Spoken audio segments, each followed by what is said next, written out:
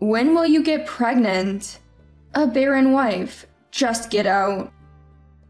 On my birthday of all days, why do I have to hear such things? I don't care who it is, as long as I can give birth. Find someone younger. My mother-in-law Isabella sees me as nothing more than a tool to produce an heir. It's not me who's infertile, and it's frustrating that nobody will listen. I wanted to tell my husband, you're the one who can't have children. My name is Mila. I'm 30 years old. I met my husband Oliver while working at a hotel. Oliver, the only son of the classic hotel, came to learn the hospitality techniques of urban hotels, which the classic hotel lacked. In my 6th year working at the hotel, highly praised by my bosses for my customer service skills, I was assigned to train him. He was the same age as me, and at first, I worried if I could handle being a mentor. He too seems puzzled by the urban hotel service, different from the classic hotel. Yet Oliver, quick to learn, was soon indistinguishable from a mentor, excelling at his job in just a month. As days passed, I found myself drawn to him. He seemed interested in me too, and after 3 months he asked me out. Oliver was here for a year to learn, and eventually he had to return to his family's classic hotel. Will we have to break up then? I thought sadly about the impending day. But my worries were unnecessary. I can't just break up and leave. If you're okay with it, will you come with me? He confessed, and I nodded yes, on the verge of tears. I failed in marriage once before when I was younger. Is that okay with you? He said, looking a bit downcast.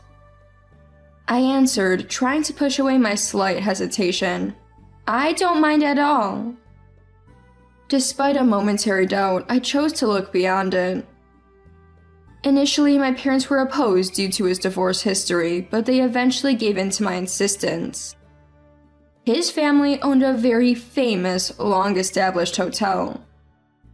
His father, Ethan, was the manager, and Isabella, his mother, the deputy manager, along with a large staff of waitresses and chefs. I wondered if I could really live up to being the wife of the son of such a prestigious classic hotel. My husband Oliver seemed to be in a manager and training position, slowly taking over responsibilities from Ethan.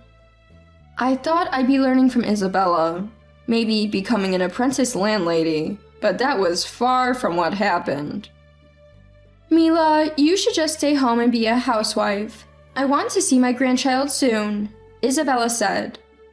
Her words made me think, so I just need to have a child? A vague anxiety I had been feeling started to take a clear shape. We began living in Oliver's family's main house, a bit away from the hotel. Oliver's behavior had clearly changed. When I tried to snuggle up to him in bed at night after his hotel work, he would often refuse, saying, "I'm tired, just let me sleep." His everyday demeanor also changed drastically. He was harsh, a complete stranger compared to when we were dating. About 6 months later, Isabella asked, "Mila, no child yet?" Oliver complied with my efforts, albeit reluctantly, but there were still no signs of pregnancy. "Not yet. It's a blessing, so there's no use rushing," I replied, feeling increasingly wary. Recently, Isabella kept asking, "No child yet?" and "Show me my grandchild's face," ending with a stern, "We need an heir for our classic hotel. You must have a child soon." I wanted a child too, but if it's not happening, what can I do? It's unfair that I'm the only one being blamed. Still, I thought I would eventually become pregnant. A year passed, but no signs of pregnancy. Still can't make it happen? What a useless wife. What do you think you're doing as a housewife? Isabella's scoldings became harsher every day. Why am I even here? I felt lost and deeply saddened. Oliver, whom I thought would be my ally, joins Isabella in blaming me. "Hey Mila, why don't you see a doctor and get checked out?" Isabella suddenly suggested. Indeed, it was a good idea. If there was a cause, I wanted to know it. Knowing might lead to pregnancy and escape from this treatment. Okay, I'll make an appointment at the hospital tomorrow and go with Oliver. When I said that with a faint hope, why does Oliver need to go? Are you suggesting he has a problem? Go by yourself. Isabella retorted fiercely. No, fertility tests require couples to go together, I replied, but she quickly interrupted. The problem is definitely with you. There's no need for Oliver to go. She continued vehemently. I just agreed with a yes, understood, to calm the situation.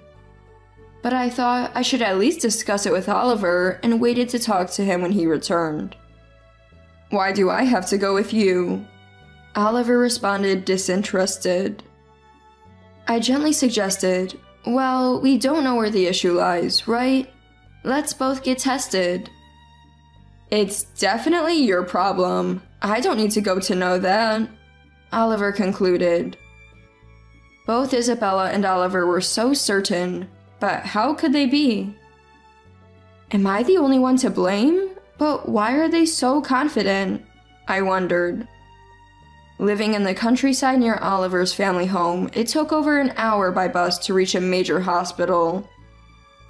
I managed to book an appointment at a gynecology clinic for fertility issues, but it was scheduled for the following week. When I mentioned this to Isabella, she scornfully asked, "Why can't you get tested immediately?" But I knew not everything would go as she wanted.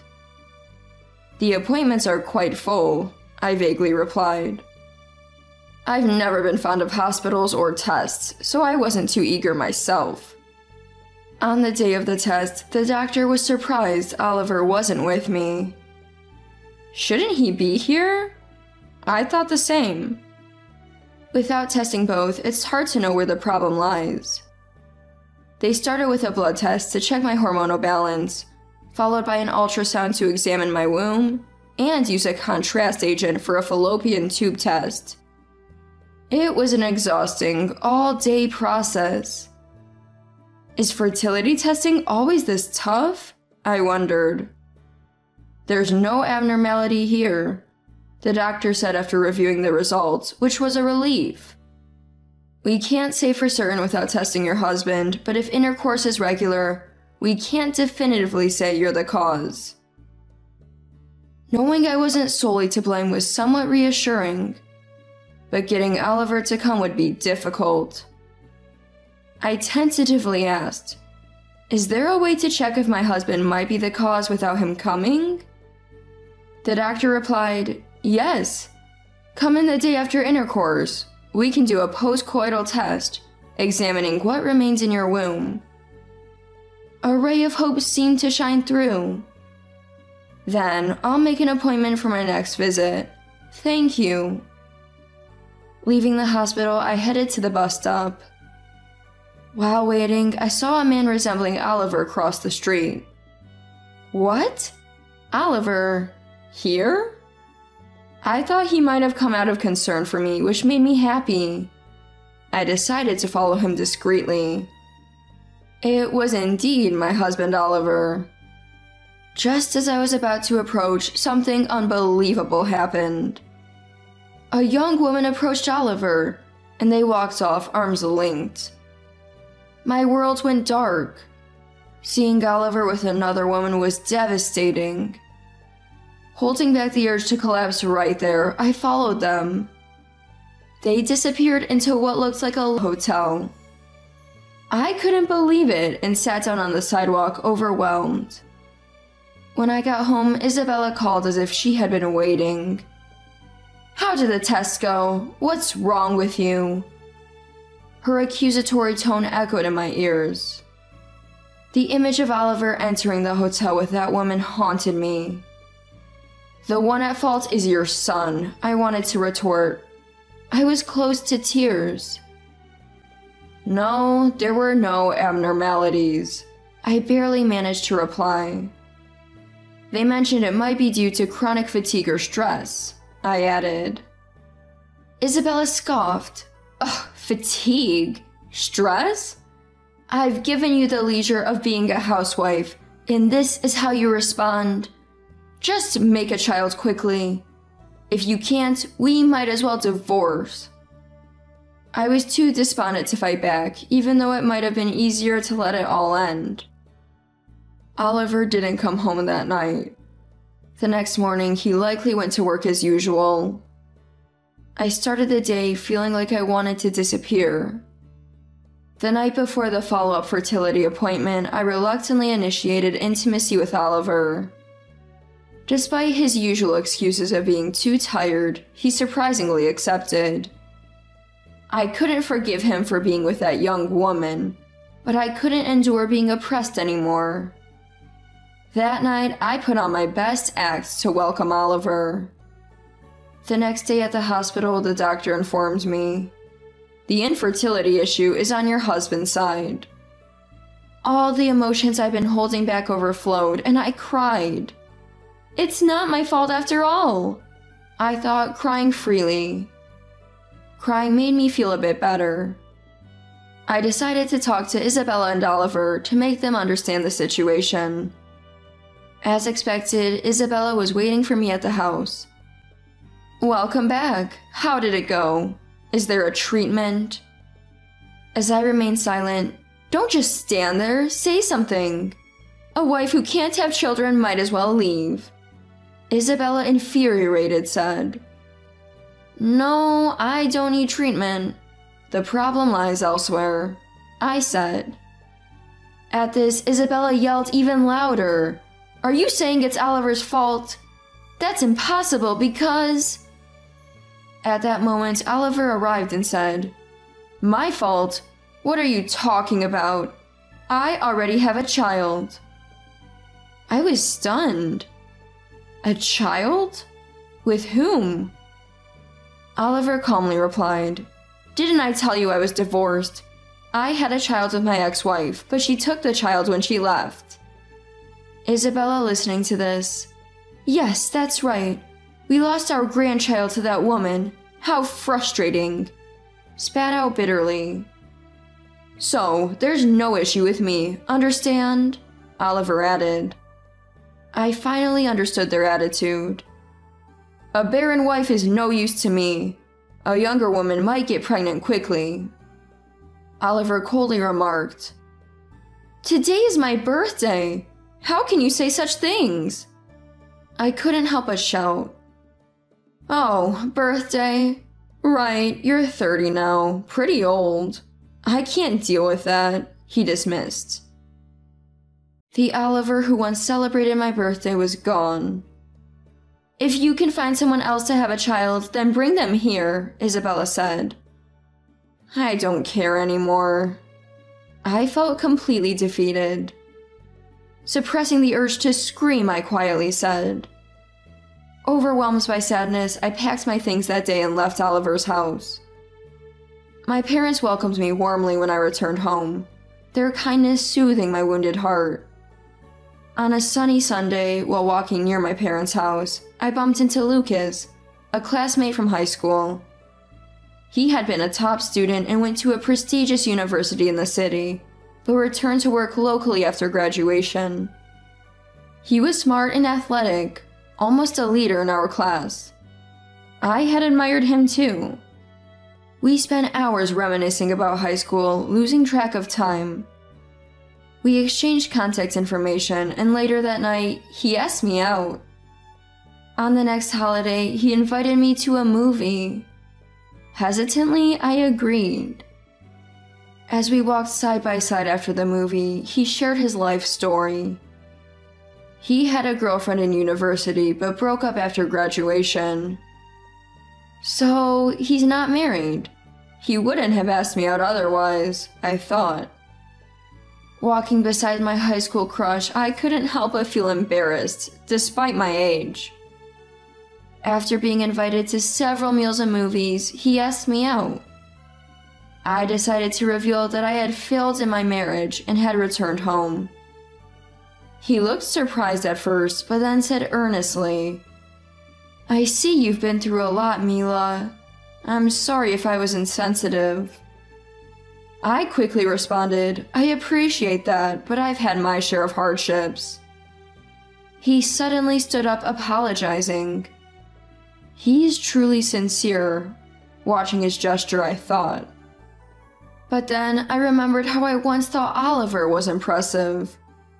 My judgment hasn't always been reliable. However, as he continued to speak earnestly, I couldn't help but burst out laughing. When was the last time I laughed like this? He said, "Don't laugh, that's rude." But seeing him like that made me laugh even more. "Thank you. Sorry." I was laughing, but before I knew it, tears were streaming down my cheeks. He panicked. "Sorry, I didn't mean to make you cry. Forget it," and bowed again. "It's okay. It's just that I haven't laughed like this in a while. Don't worry about it," I said with a smile. As time passed and my heart healed a bit, I accepted his offer to date. I believed things might work out with him, unlike my painful past with Oliver. Then, after about a year of dating, he proposed. His acceptance and kindness were so comforting. Eventually, I became pregnant. After struggling so much with Oliver, I was almost taken aback by how easily I conceived with my new partner. We had a beautiful baby girl. While holding my child, I remembered Oliver. I didn't want to think about him, but if the test results I knew were true, whose child was the one he had with his ex-wife? Considering Isabella's fury, it wouldn't be surprising if his ex-wife had left alone with the child. The thought of his ex-wife, who supposedly left with the child, lingered in my mind. I hadn't spoken to anyone about the evidence I had found. Although it was a part of my past I should leave behind, the unresolved feelings nagged at me. I couldn't fully enjoy my current happiness, realizing it was because of this unresolved issue. I wanted to confront Oliver and Isabella with the truth about the infertility. I felt a need to make them taste a bit of the pain I had endured. That anger resurfaced, but the more I thought about it, the more I realized there was nothing I could do alone. I suddenly thought, if I can meet Oliver's ex-wife and learn the truth, it might clarify things. I immediately hired a private investigator. Soon, I learned from the investigator that she lived not far from where I currently resided, and she had remarried and built a happy family. Gathering my courage, I called her. "Hello, is this Charlotte? My name is Mila." There was a sense of bewilderment on the other end. "I have some questions about your ex-husband, Oliver. You know him, right?" She almost hung up in panic. "Wait, I suffered horribly at the hands of him and his mother. I've been gathering evidence for revenge. Can we meet?" After hearing my story, she agreed. We arranged to meet at a nearby cafe. She arrived with a boy. He didn't resemble Oliver. Noticing me studying the child, she said, "Actually, this boy is my current husband's child." I was surprised, and she started to share her story. Oliver had a habit of cheating, even during their marriage. Like me, she was blamed by Isabella for not having children. The constant berating and stress wore her down mentally. Unable to bear it anymore, she admitted that she had involuntarily developed a relationship with her current husband whom she met by chance. She became pregnant and gave birth, and at that time it was unclear whose child it was. Weakened mentally and unable to cope with her guilt, she initiated the divorce and went to her current husband, eventually remarrying. Hearing this, I suggested a plan. Initially shocked, she agreed to join me in repaying those who had wronged us. We consulted our husbands and decided to stay at Oliver's hotel, pretending to be recent mom friends. Our husbands made the reservations, and the day finally arrived. The familiar scenery brought back painful memories. Steeling myself, we entered the hotel. Isabella greeted us politely, but her expression changed drastically when she saw our faces. Her look was not that of the deputy manager of the classic hotel. It made sense. The ex-wife had returned, bringing her child and her new husband with her. After being shown to our rooms, I said to Lucas, "I owe a lot to the deputy manager here, and I want to thank her in person. Why don't you take a walk for a bit?" Lucas, holding the child, went for a walk with Charlotte's husband. The waitress who came to our room recognized me and was surprised. "It's been a while. Could you please call the deputy manager for me?" I asked and she agreed, then left. Soon, Isabella and Oliver arrived together. Seeing Charlotte, Isabella immediately shouted, "Give back my grandchild, you fool!" "What? Your grandchild? There's no such thing," I said mockingly. Oliver, red-faced with anger, yelled, "What are you talking about? She took away the child we finally had." "That's where you're wrong. You don't have any children. Don't you understand?" I retorted with a hint of triumph. "I have a daughter now with my current husband." Isabella tried to speak, but I continued. "You're sterile, Oliver. The infertility was your fault, not mine. You're the one at fault." Oliver's face turned ashen, a stark contrast to his earlier anger. Isabella, although trying to maintain her composure, couldn't hide her shock. "No grandchild? We can't have a grandchild. What about the hotel's heir?" Isabella muttered to herself. Eventually, she stood up unsteadily, looked at us with a blank expression and said, "This is all your fault. If it weren't for you two, everything would have worked out. It's all over now." With that, she left the room with unsteady steps. When our husbands returned, Charlotte and I told them to rest in the room, and we walked around the hotel and outdoor pool with the children. The waitresses, seeing us with the children, seemed to be talking. Apparently, we were known as wives who left because they couldn't have children. Now, seeing us with our children seemed to surprise them. Charlotte and I felt years of pent-up frustration dissipate. Oliver's infidelity and divorce history quickly became the talk of the town. In the countryside, bad news spreads fast. Oliver had been advancing a marriage arrangement with a daughter of a major hotel's president, but it fell through. He had hopes for financial support and management assistance from that union. A political marriage in this day and age? It seemed unbelievable, yet such things still happened. I heard that relying on that marriage for funds, they had started renovating the hotel and now were struggling with finances, burdened with a huge debt. I later learned through online sources that the once bustling classic hotel, known for its tradition, had become just an old, unremarkable hotel with dwindling customers. The once lively place was now eerily quiet, as negative reviews quickly spread. It seems that a business resting on tradition alone, managed by someone who neither cared for their family nor respected people, was destined to fail. Charlotte, whom I met through this incident, and I continue to maintain close family ties. And now I am expecting another child. I already have a daughter, so I'm hoping for a boy this time. Thinking about it fills me with excitement. Charlotte is also expecting her second child soon. Both of us suffered at the hands of the same man, but now we are truly happy.